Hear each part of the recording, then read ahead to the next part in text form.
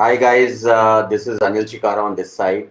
I am here to conduct these sessions on how can you not just survive but thrive during this tough times in social media.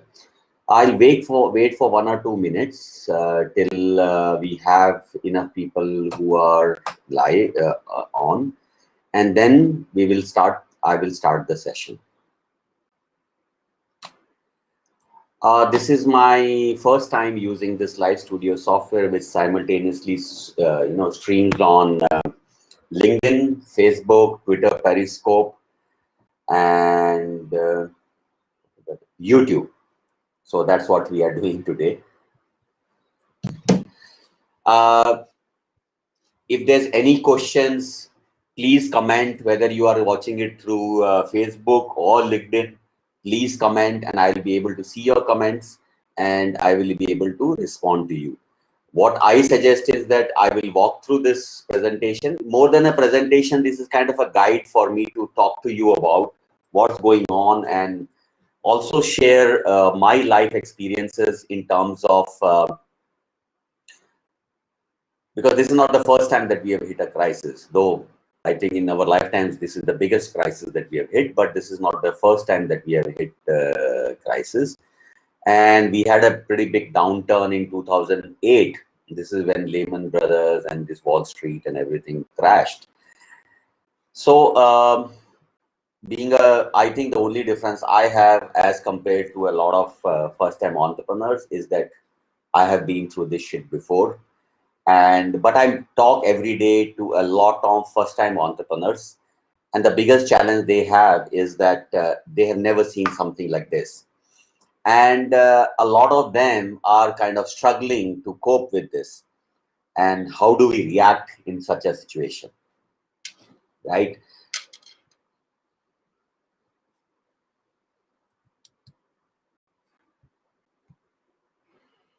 If you look at, this is the harsh reality. I just downloaded this chart just before I started the session from this site, One World in Our World in Data.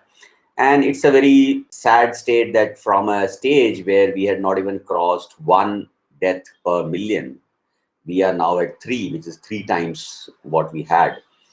But that's the reality, and there's nothing we can do about it, except maybe blame a lot of people.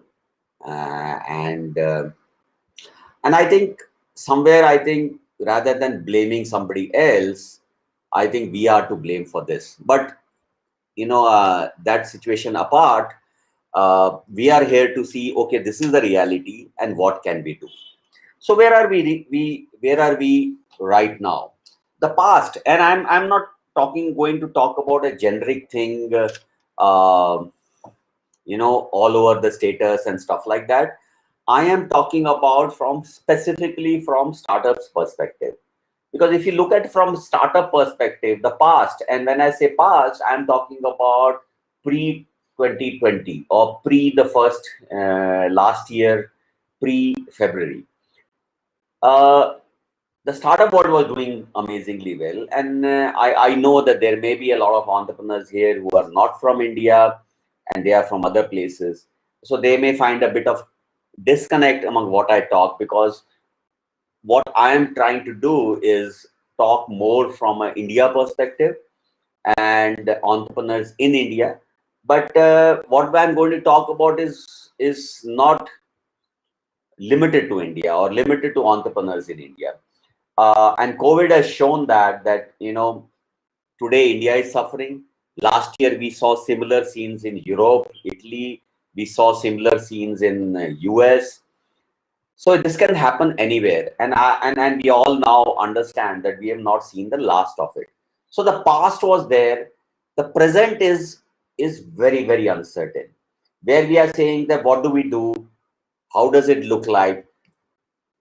But the future, what is there in the future for us? And I'm more excited about the future because the good thing is time doesn't stop for anyone. So whether you are not doing a good job, the government is not doing a good job, the industry is not doing a good job, or whoever else. But the time follows, time goes on, and the future will be here much faster than we can all imagine. So what is this future that we are talking about? Anybody, if they want, to ask a question or something like that, please send a comment. And I would also appreciate if people are listening to this just to show that, yes, you guys are there. If you can just ping, uh, just say hi or something that, yes, you are listening. Because, I used to do a lot of sessions face to face, and the energy that you get from participants and things like that.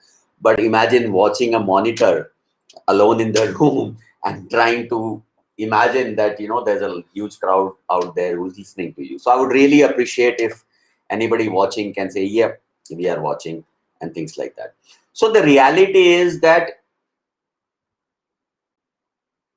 the harsh winter is here already. It's not that it's coming. About 2-3 months back, we were living in a very different perception, as at least as far as India goes.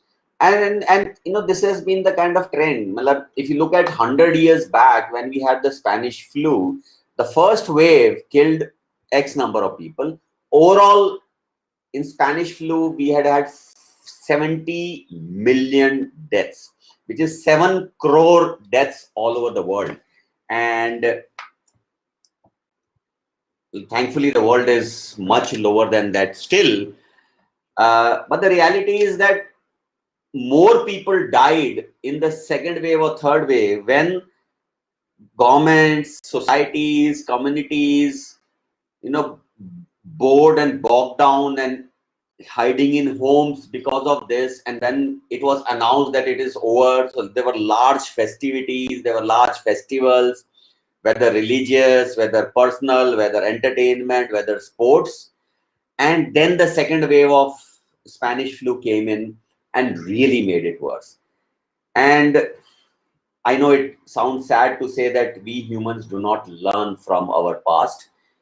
And I don't know if it's good or bad that each of us human has to go through our own shit to understand it. But history is repeating itself. That in India, for example, the second wave has been much more harsher than the first wave. So that is the reality that we have right now. And if you look at it from an economic perspective, if you see, so what was the entire gray thing that you see, that was what was projected. And then here comes 2019, 20, and then you see pessimistic 1, pessimistic 2, pessimistic 3. All of them are, the whole GDP is, the minimum people are saying is it will shrink by 4%, but it will go down to as much as 10% worldwide. So economy wise also, I think we are in a really bad shape.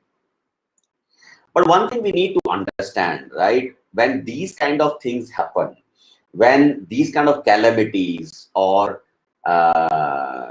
pandemics or anything that threatens people on a mass scale, then how they react and how they behave. So this is a Maslow's hierarchy of needs of humans. So if you look at the base need of all of us is physiological needs. I need a house to stay. I need food. I need the basic necessity: water, food, shelter, clothes. These are the basic necessities. Once humans are being fed properly and they are safe, they have the right amount of food to eat, the houses and all, and then when the community started forming, then the safety needs come up. Am I safe? Is my parents safe? Are my parents safe? Are my kids safe? Is my community safe? Is my country safe? Is the world that we are living in safe? So the safety kind of aspects comes very, and then, because what happens is when these kind of scenarios or crisis happen, people emotionally come together. So the love and belonging, that is what the guys need. consumer, whether it's average human being or a consumer, first requirement is I need house, I need food and all that, satisfied. My next need is safety. Am I safe? Satisfied. Then comes love, belonging, companionship, marriages, affairs, whatever. Once that is also achieved, that's when humans look at esteem, whether you call it, standing in the society, how do others perceive me? Am I adding some value to the society, to this universe, to this world? Am I adding some value, or I am just going a take guy? That is when you look at that. And the highest one is obviously self-actualization, where you turn your view inside and you realize what is the. I don't think humans have this great purpose to be on this earth. I think all of us, like the thought that we are the centers of, what do you say, the universe. But frankly, we are not. We are just one of a species of millions that are there on Earth. And then look at the probability of having habitable planets, Earth-like planets in the universe. So we are practically nothing. So this whole crisis that is happening is not a crisis on Earth. It is not a crisis on life overall. It's a crisis for one species living on Earth. And because that species is humans, and because we have the intellect, and we can control, we behave as if, this whole Earth, universe, everything belongs to us. And actually, we are the center of the universe, which is not true. So, and that is the kind of self-actualization where you reach and say, look, we need to be in harmony with nature. We need to be in harmony with other,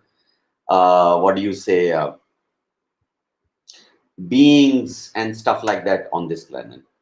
I really don't know if you're not putting comments and stuff like that, but somehow I don't know. I am from the live studio that I'm streaming. I'm not able to see the comments, but that's fine. So if you will look at this, and if you have understood this, and then see where are you in this right now? Where is your family in this? Where is your society? Where is your business colleagues here? Because depending on what level you are in the society, I work with this NGO called Voice of Slum, which is run by these two slum kids, Chandni and Dev Pratap. And Chandni shared a story where there is this family of 3 kids, mother and father. Father is paralyzed, living in a jhuggi or a slum area. And their mother died. So when she went and asked the kids what happened, the father is paralyzed. He can't say much. And the kid said, yeah, she had some fever, and then she had a lot of coughing. So in fact, we also went and bought a cough syrup, gave it to her, but kuch hua nahi, and after 2 days she died. Now this is a family which doesn't even have Aadhaar card. These are the citizens that we do not even know exist in India, because they don't have Aadhaar cards, they don't have IDs. So you can imagine their deaths are not going to be counted anyway. So imagine they are on a physiological need now, that who will feed us? Who will take care of us? Will we have this house, not even a house, a hut or a tent or whatever they are living in? Will we have that on our way? They are on that stage. If you are from a village or a middle class family and all that, we are not bothered about the physiological needs. We are more bothered about the safety needs right now. So depending on where you are, but irrespective of, you could be the richest man or you could be the poorest man living in a slum, you are in the bottom 2 stages of Maslow, and every consumer of yours is in that stage. So if you are a startup trying to sell products or services, so imagine you are a premium product and you call up somebody and say, hey, would you be interested in this premium shampoo? Or like, for example, today morning, I got a call from a real estate guy trying to sell me some fancy project. And I said, you are wasting my time, because this is not the time for somebody to call up, but they don't get it.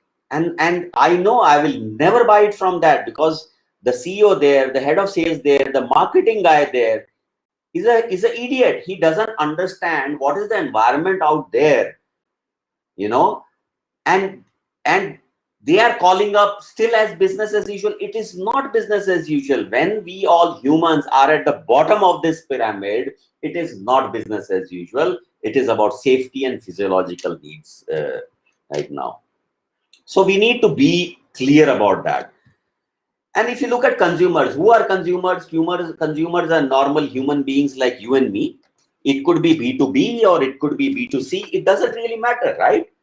So if you're a B2B, you're selling it to some guy, but that guy is working from home, and maybe his parents or maybe his kids, they are not well. They are infected by COVID.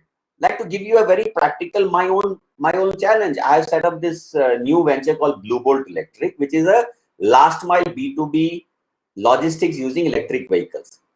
I have an investor ready who is willing to put $2 million. Then there are two guys. Now, one of them has a 15-year-old son who's positive. Another, both the parents are positive. So do you think I will call him up and say, hello, what happened to the investment? I will be really stupid to do that. And I'm like, it doesn't matter. Family comes first. Our life, if I am safe, I can take care of the family or my community and all that. And these are the things that they can always wait. So, and I'm sure you as an entrepreneur, you go through that challenge every day. Hey, I got that lead. Should I call up and talk about the product or service? Should I not?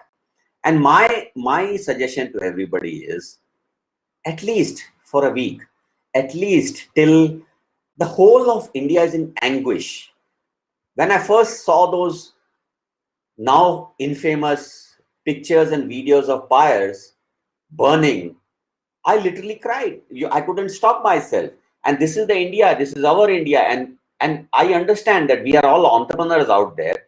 And why does somebody become an entrepreneur? Because they see there's something wrong with the world and they want to change it. They want to make it a better place. So all entrepreneurs are change makers, positive change makers. And so they empathize more, they understand more, and they would rather go and solve the problem than go on a Facebook or somewhere and just crib about it and move ahead, you know. But at this stage that we are in, what do we do? So I think we need to be clear that there are certain things in startup and all, when it comes to outside focus in consumers, you need to put it on pause right now. Because what is going on in their mind? So everybody's under tremendous stress. And we all know stress is the biggest culprit when it comes to stuff like heart attacks, hypertension, diabetes, anything, mental, depression, anything. Stress leads to that. And if you have that kind of a problem, then the other challenge is money. It is, it's so sad to see when somebody who actually has properties worth, I don't know how much, but because they had to go to the hospital 15 days, spent 25 lakhs, ran out of, what we call the liquid cash flow, the cash flow issue, and is now asking friends and this thing for as low as 5,000 rupees each. And we are like, we have all come to that stage, right? So be very clear. What is the mental frame of your consumers? Because if you are not, then I think you yourself are not understanding what's going on. And even if you look at it from the industry perspective, let's look at industry. So this is a chart that came from Euromonitor International, right? And this is the growth that was forecasted for different. So if you see the, just the outline box, that is what was the forecast. So if you see positive forecast or negative forecast and reality. So if you look at luxury goods, it was slated to grow at almost like, I think up almost 3% per annum. And it is now shrunk at almost 20% per annum. Look at accessories. Look at apparel and footwear. I don't remember in the last 2 years buying a shoe. Forget that. I don't remember wearing all the shoes. I have like 10 or 15 shoes. And I'm like, what do I do with them? I don't think I'm going to wear all of them. Whether it's eyewear, tobacco, beauty and personal care. So these are the ones which were very positively forecasted to grow but have become negative. But if you see the other side, for example, alcoholic drinks. And in the West, wherever marijuana is legal, you look at the marijuana sales. Because when people are stressed and down, then they need something to distract. And this could be entertainment. This could be maybe having a few drinks. It could be in places where it's legal, maybe having a joint or whatever else. So if you look at alcoholic drinks, even though it was projected to grow ahead, it has gone down. Soft drinks has gone down, but they are still positive. Toys, pet care, home care. But look at one sector, packaged food. It was forecasted to be a totally negative thing, but now it is growing at more than 6%. And we understand why, because we are all sequestered at home, getting home delivery and all that. So we need to be clear that you need to be clear at what is the sector that you are active in and what is the impact of COVID. And another thing I would like to tell you is that the same sector behaves differently in a developed country and country like India. Let me give you an example. For example, laundry, delivery, you take the clothes, launder it, send it back. So there's this startup in US, which is a premium this laundry startup. During the lockdown in US and Europe, they grew by 5 to 10 times. Because everywhere they said, oh, we cannot go out, we need to send our laundry. But now let's look at exactly the same industry, same target audience. Look at India. I was talking to one of the top startup founders from this sector. And he says, I said, yeah, this company, they grew by 5 to 10%. How much did you grow? And he said, we crashed. We went down by 70-80%. I'm like, why? It's the same thing. But when I started digging in, I said, and asked him, why are people? He said, people are afraid that when clothes go out, they may come back infected. I'm like, okay. So there is a hygiene trust issue, which is maybe not there in US because of standards. I don't know, whatever. I'm not trying to run down anything. Maybe in India, they have this challenge. So anyway, so there are multiple reasons for that. So what I'm saying is that what is your startup? What is your target audience? Where are you selling? Which country and all that? Please go a bit deeper and see what is the status of. And I keep telling entrepreneurs, do not go by this fancy posts that these stupidly funded startups with more money than they know what to do with it. When they come online, like I was reading this about I will not name them frankly, but this is a person. It is a personal beauty mid-end or low-end brand got funded like crazy, and they said, look, we are doing amazingly well, we are growing every month, da, da, da, da, da.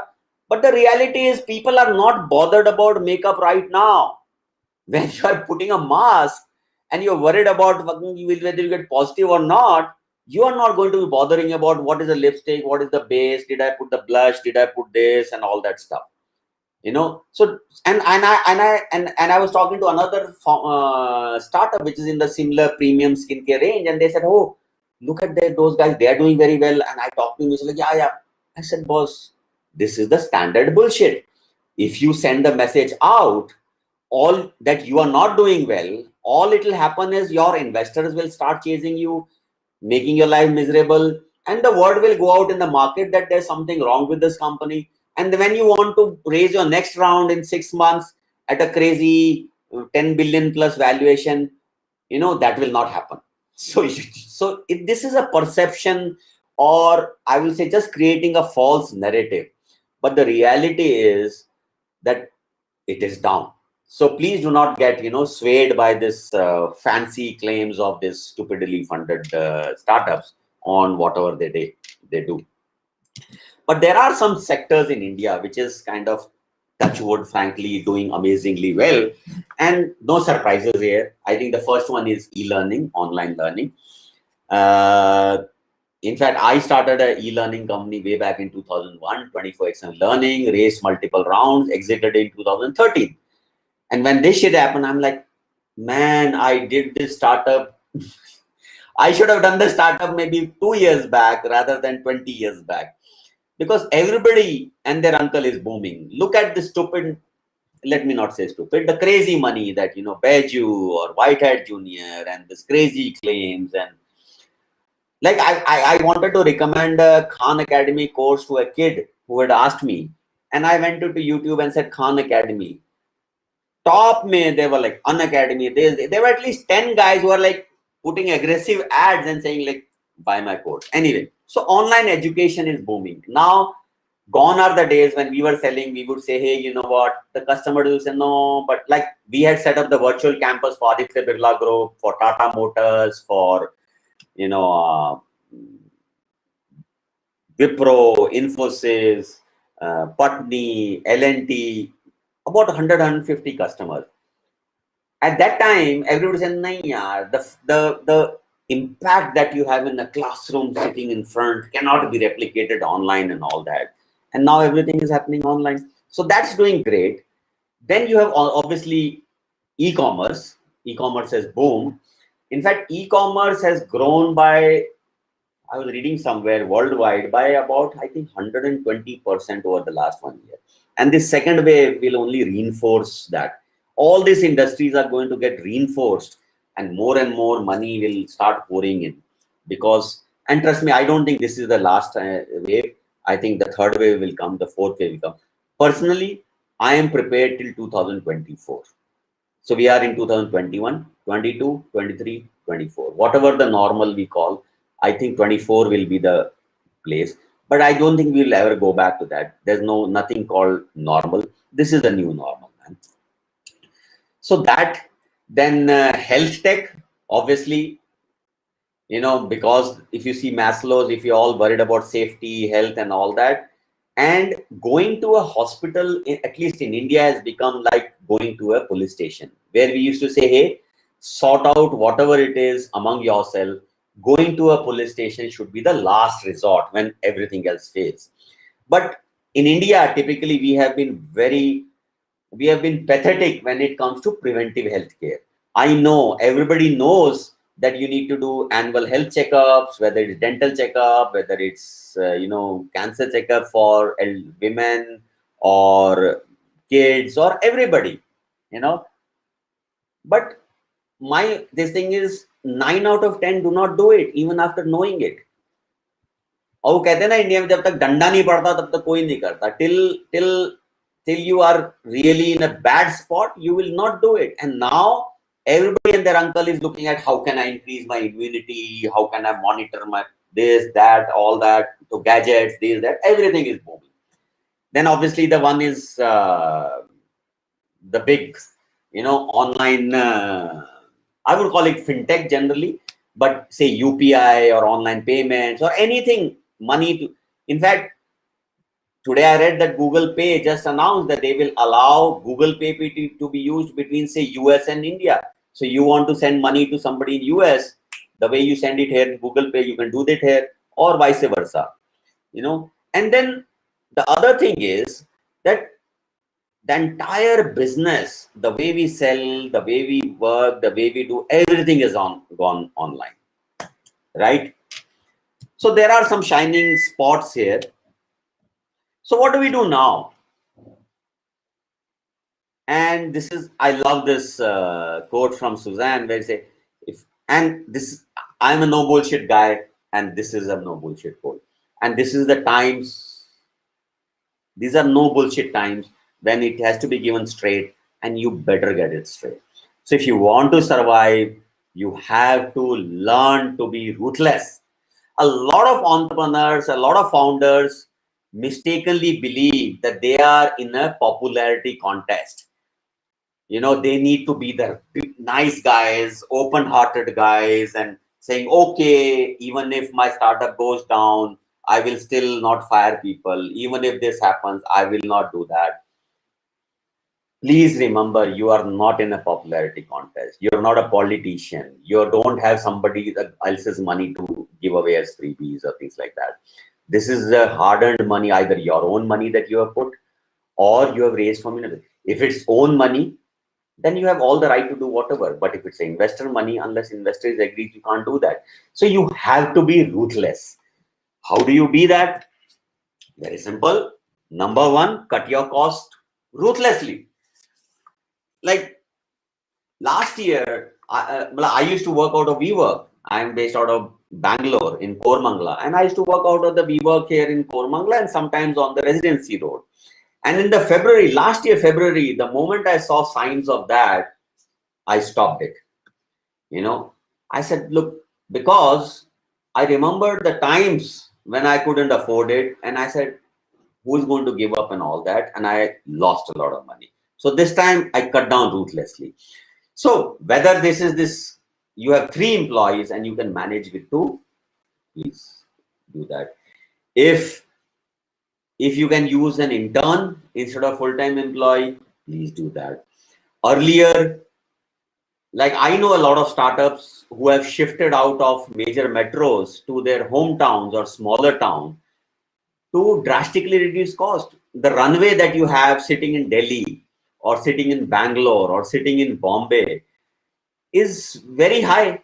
So if you have money left for say 6 months to survive in Bombay, Delhi or Bangalore, and you move to a smaller town, and when I say go to small town, I'm not talking about Pune, I'm talking about maybe Indore or a Kanpur or a Nasik or a Karnal, or these are the small town, or a Mysore. Trust me, your runway will at least double, if not more. So look at each and every cost that you have and be ruthless about it. For one moment, switch off your emotional pyar bhara, I need to care for my employees, customers, everybody. Because remember, once you have set up a company, a registered company, then it is like a living entity. Even though it's virtual, but it's living. So who's the most important person or this thing? Not the founders, not the employees, not the customer. It is that startup company, that XYZ Private Limited. It's a living, and you owe it to that entity to help it survive. And as any of the old entrepreneurs will tell you, cash flow is more important than profits or margins or anything. So you need to focus on that. So please, be ruthless, cut down the cost. Then another thing is, and this is something that I learned by losing. Give me a moment. It's raining heavily in Kormangla. Amazing, but I will close the window. Just give me just a moment.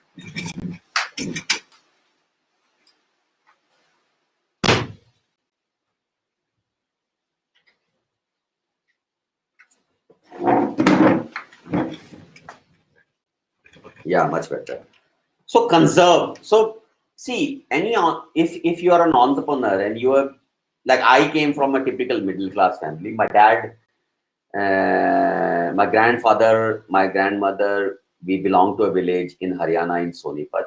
My dad was the first one who left the village and went and joined Indian Air Force, spent years there, retired, and that's it. So I still remember when I started my first startup in 2001, and then the 9/11 happened, and then the IT industry crashed. I had gone home, and my mom was asking, "Kaisa chal raha hai?" And I said, "Yeah, it's tough times. We had to fire some people. We had a big contract that has gone down, that has shrunk, and all that." And what was her reaction? It's like, "I don't understand you. You had such a good job with a multinational company. You are making so much money. I don't know why you had to do this. You are not just dragging yourself, you're dragging your wife, your kids. Why do you have to go and build a company when you have a good life to settle, yeah?" And I said, that's her viewpoint. There's nothing wrong in that. So next time she asked me, how's it going? I said, awesome. But when I talked to my friends, and they were entrepreneurs who came from business families. Now, in a business family, since childhood, the kids see how business grows. And it's natural that sometimes it will go up, sometimes it will go down, and it keeps fluctuating. And it's not that you panic when it goes down and you have fun when it goes up. There is a certain cycle. So when you go up, you aggressively invest, but also save for those time when you will not be at the top. So I think conserving is very important, whether you learn it the hard way, the way I did, or learn it from somebody else.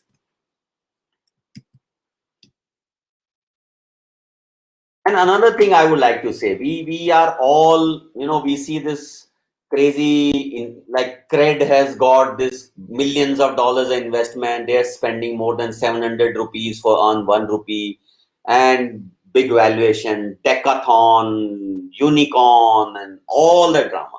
And unfortunately, the media wants to push it. It's a good clickbait and all that. But I think time has come where unless you are a multi-successful startup like the Cred guy, where you think of something without a business model in place and people will give you money because you already have money. That's irony. If you have a lot of money, people will fall over themselves to give you the money.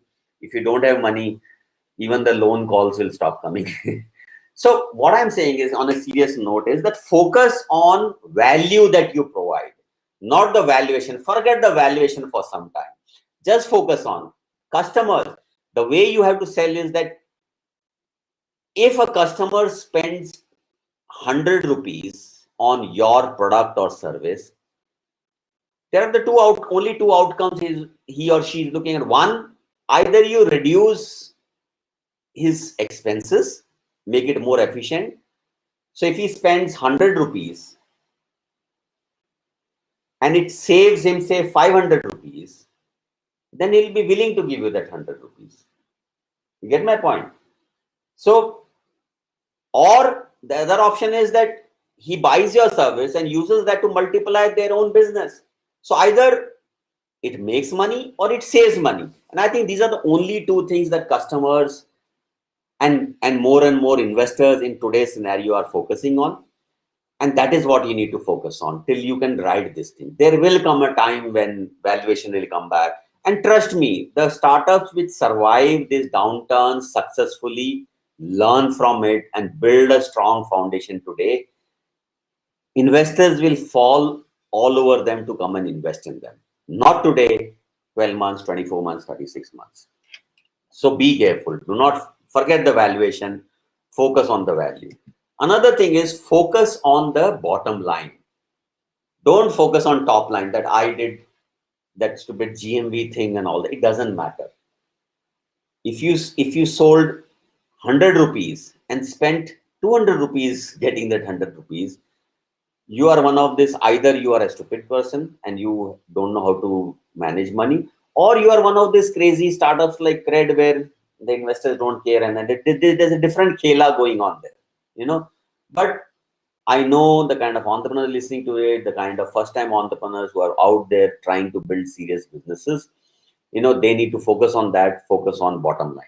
It does not matter what your top line is. And another thing is, I've seen that, see, the great thing that has happened today is because of online thing, everybody has got comfortable talking to people online. I was talking to somebody and they said, look, in our place, even if the employee is in the other room, we now prefer to do a video call rather than that guy coming into my room and risking it. So everybody is comfortable. So which means that suddenly geography is dead. I remember 2 years back, 3 years back, a lot of startups had to shift to, say, Bangalore or Delhi or Bombay to get access to the network, to the community, to whether it's investors, whether it's incubators, accelerators, whatever. But now everybody has gone online. There are accelerators now in Europe which are keenly looking for startups in India. Because once you're online, geography is dead. And I think this is a great opportunity for first-time entrepreneurs, irrespective of where they are located on, they can connect with the ecosystem and talk to them. But unfortunately, one thing I have seen is that a lot of these first-time entrepreneurs do not even know how to leverage it. And I would like to talk a bit about that, that even though you know that there are, this angel investor networks, accelerators, business partner, government has certain grants, there are a lot of service providers like Amazon, Google, they are giving credits. On the other side, colleges and all are there. So that ecosystem exists. But what I've kind of realized is that when they approach somebody for help, they are asking the wrong questions. They are, if somebody approaches me and the only thing he or she is worried is clear about is what is their benefit in this, and they have no clue on how this startup. So if you are approaching an accelerator, you know what help you want to get, but what's in it for them? You are approaching a mentor, you know what you want out of the mentor, but what's in it for the mentor? So what all I'm saying is that when you are talking to them, we are connecting to them, don't go with a sense of entitlement. I've had people on remarks tell me when I said sorry, I'm busy, I can't mentor, and they would come back and say, no, I know you have mentored that guy, how can you refuse me? I'm like, hello, who? You seem to be very entitled to everything without even, So I think be careful about this, be humble, be clear, and don't be disheartened because everybody is going through their own shit. Do you think the investors are happy and they are living happily ever after? They are chasing, they have funds, they had targets, they had exits, and everything has got messed up. So everybody's in the same boat. So be humble, be sensitive, and try and see what value you can add to them rather than just the other way around. I like that what Andy Grove, founder of Intel, said, you need to be paranoid. And I totally believe that. Because if you are paranoid, you are prepared for the worst. And if that worst doesn't come, awesome. But if you're not paranoid, like the way a lot of people were in January, February, like I went to a pub in Bangalore, like it was crowded. It was as if a bloody sale is going on, buy one beer, get one. It was like that. Every table was crowded. And the waiters were wearing this mask in the funny way that we Indians love to wear below the nose, right? Like this. They were wearing like this.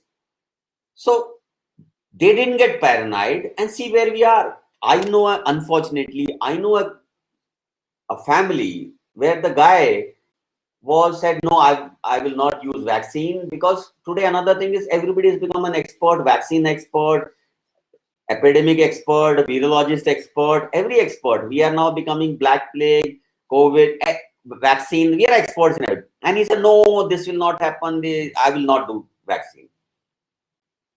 And his parents got positive. His mother passed away.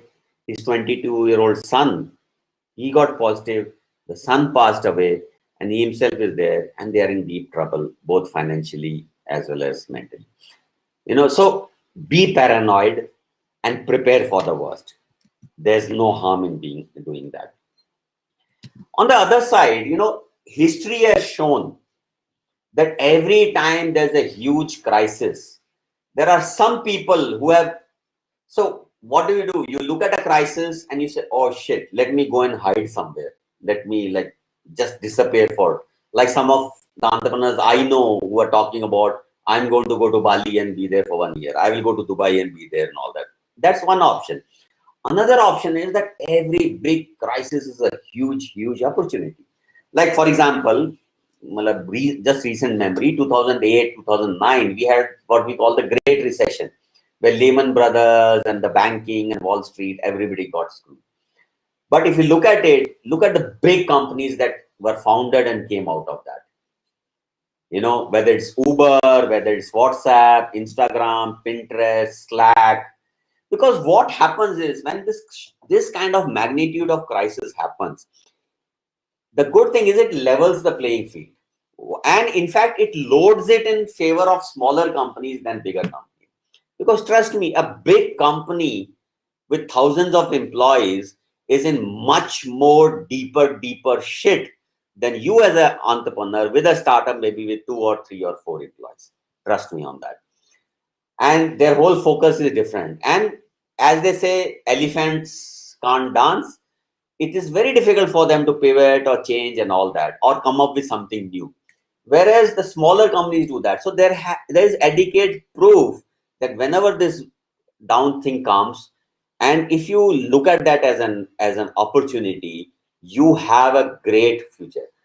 Well, on the positive side, the number of unicorns that have become in India in the last 3-4 months, this is the fastest pace ever, and I don't think this pace is going down. Once they are done with this creds and all of the world, there will be startups who are doing real job.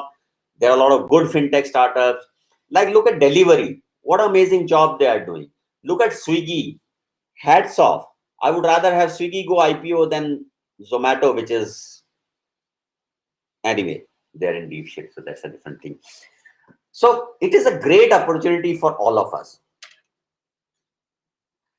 One of the things that I say is just that we entrepreneurs, investors, incubators, accelerators, or anybody who's connected to our startup ecosystem, they love this word disruption. How disruptive is it? We will disrupt this industry. We will disrupt that sector. We will disrupt this. Now, we are in midst of the largest mother of all disruptions. And, earlier disruption, even this 2007, 8, 9 recession, this did not really touch all the countries in the world. All the countries in the world did not suffer as much as businesses and citizens in US and Europe suffered. Whereas in this case, everybody is suffering. So this is the biggest disruption that I think we all will see in our own lifetimes. And when a disruption like this happens, what do you do? What do you do when it? And my analogy for this disruption is this is like a tsunami. Imagine a tsunami which is going and engulfing the entire world. And when that kind of a tsunami hits you, you have only two options. One, you can't sit on the side and say, oh, really bad, let me sit it out. You go from, I have a friend who practically ran away from Bangalore 3 months back to Goa and shifted there. And today Goa is in the back, this thing. So COVID comes anywhere, so you can't run away from this. That's what I'm saying. So there are only two options. Either you are drowning in it or you are riding it. Imagine a surfer, or imagine how much energy does a tsunami have or a wave have. And if you can leverage it, how fast it can take you. And if you don't and you stumble, you are gone in the tsunami. So I think this is a huge tsunami which is going across the world. Not once. It went through India last year and it again revisited us, and it will keep revisiting us, till you have a lot of idiots, which I realize it's not exclusive to India. I think everywhere in the world, common sense is something that is really not common. So, but please don't get me started on that. So you need to promise to yourself that I intend to not allow the waves of change to knock me off my feet. But instead, I'm going to learn how to ride it. I think that is the thing that you need to do. Rather than, going into a shell or trying to run away. You can't run away this. You can't run away from COVID. And how do I do that? And this is from personal experience. Last year, lockdown that happened, there was a big lot of stress and all that. And then I started looking inward. And I actually cut off my Netflix, cut off my Amazon, just focus on YouTube, and went deeply into listening to people like Sadhguru and others and people like that. And so I started, you have to align. What is the world coming to? Suddenly environment is important. Health is important. Caring for each other. COVID has taught us that you cannot be selfish, because COVID is not. It will come to you and it will jump from you to others. And a lot of people say, mere ko nahi hoga, I'm not going to wear the mask and all that. The thing is, this is one disease where if you are stupid, like that guy I talked about, your parents will die or your maybe kids can die. So do not be stupid. Align it, be peaceful, be conscious, align with this new reality that you cannot live the way you lived, earlier anymore. And you need to align your startup also with this changing world. And let's talk about how this world is changing. What has happened to this world in the last 12 to 18 months or 12 months, forget 18 months, 12 months that this has changed. So this is a survey that Deloitte did last year, where they said, which are the top issues consumers identify with while making decisions about brands. So you have a product, you have a service, you need to sell it to consumers. Now they did a survey, what is the deciding criteria, what are the things that a consumer looks at. Now you as a typical startup will say, hey, they will look at how good is the product, what is the benefit. We all love to talk about our own product, the technology, blockchain, this, that, benefits, this, that. But what are the consumers looking at? 28% of respondents said how the company treats its own people and employees matters to them when they buy that company's product and services. You get my point? It's today business is not just about here's a product, yellow product, 10 रुपए में बनाया, 20 रुपए में बेचा, इतना तुम्हारा, इतना मेरा, whatever. That days are gone. 20% how the company treats the environment. Gone are, why is this oil companies suddenly the villains? Why are they investing millions and billions of dollars in electric vehicles themselves? Why? Because they realize that this is the old thing that worked, but it fucked the environment. And today's consumers do not like companies who go and fuck the environment. The third thing, 19% respondents said how the company supports the communities in which it operates. It could be as simple and lazy as saying, oh, I'll give 5% of my this thing. But it could be as proactive as that the employees I use in my factory come from this kind of a demography, or which helps them. If I'm sourcing, if suppose you have a food brand and you are sourcing food, the vegetables or ingredients or wherever, are they ethically grown? Is it helping the local people there? Like, for example, one of the startups I work with, which is a premium skincare brand, I've mentored them. They're launching this face pack which has this black turmeric, as we say, Kali Haldi. Now, this is sourced from the deep villages in Manipur, directly from the farmers, and whatever. So we are buying from that rather than buying it with this trader sitting in Calcutta or Guwahati or anything. So do that extra effort. Make sure that whatever you are doing, are you supporting the communities from which you are taking, or the communities in which you are delivering? You need to be involved. So purpose-driven company, you need to become a purpose-driven companies witness higher market share gains and grow 3 times faster on average than their competitors, all while achieving higher workforce and customer satisfaction. So you can attract good employees, and another thing we know is that when a customer or consumer is unhappy, I don't remember the exact data, but you can look it up, that one pissed off customer tells at least what, if they tell at least say 10, one satisfied customer only tells to 1 or 2. So you need to get on the positive side of consumers if you really want to get their mind share. And here's a cheat sheet. How do you do it? Be authentic. Don't bullshit. People can see through it. People talk such fancy with jargon and all that, but when you really go in and say, you realize, this is just bullshit jargon. Be authentic. Create a call to action.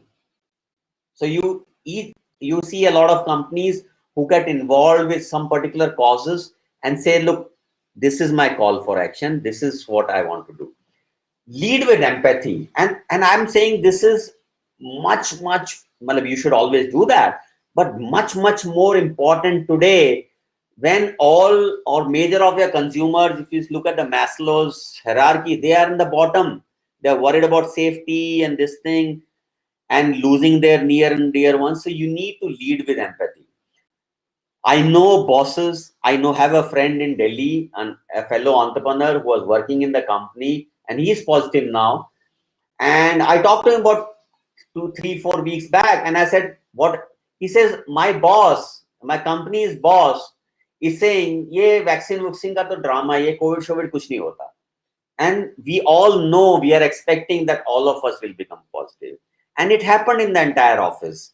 He was the one who said work from home should be the last resort. So that boss was not leading with empathy. And I would be surprised if all these employees who worked with them after this experience do not go and look for better opportunities and working with companies or people who work with more empathy and care for their employees rather than saying all this bullshit. And you need to see consumers more as somebody who's going to buy your product and give you money. You see, today, the more you involve your customers in the product development process, in your sales process, in your vision, in your what do I do next, what product or service, how can I change my product or service to serve better and all that, listen to them, talk to them. See, and whatever data you are getting, use the data and insights to understand what they value. What is the thing that keep talking to your customer? Is it because great product, or is it because the way we talk to you? Is it because when we called you for a sales call and you were down, rather than selling to you, we talked to you for like 40 minutes and talked about your family and things that you can do for them and what do we suggest and all that. So even if they didn't buy any product, there was no sale at the end of the call, that this customer will come back when they are more settled. So think from that perspective rather than just looking at them, some people who will just give you money. And remember, man, tough times never last.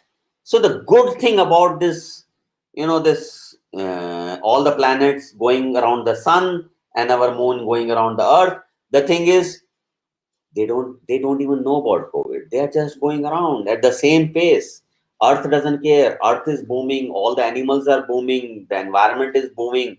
We have freshwater dolphins again seen in Ganga, which were not seen for years. You have hundreds of examples of that. So time keeps going, whether we like it or not. So tough times will never last, but tough people do. Keep that in mind. The reason you are an entrepreneur is because you are a tough guy or tough woman. You fought your parents, most probably. You fought with a lot of people who did not see the startup the way you see it. You did not see the opportunity. Like my mother said, you had an amazing job with a multinational. What the fuck is wrong with you? And you reached this place where you are. Why you could do this? Because you are tough as nails, man. Yes, you are empathetic because all entrepreneurs are very emotional beings. They feel much before normal guys feel, or much before the politicians. Oh, they feel in the last, I think. Everybody else has felt, then the politicians feel about it anyway. So tough times never last, but tough people do. Remember that.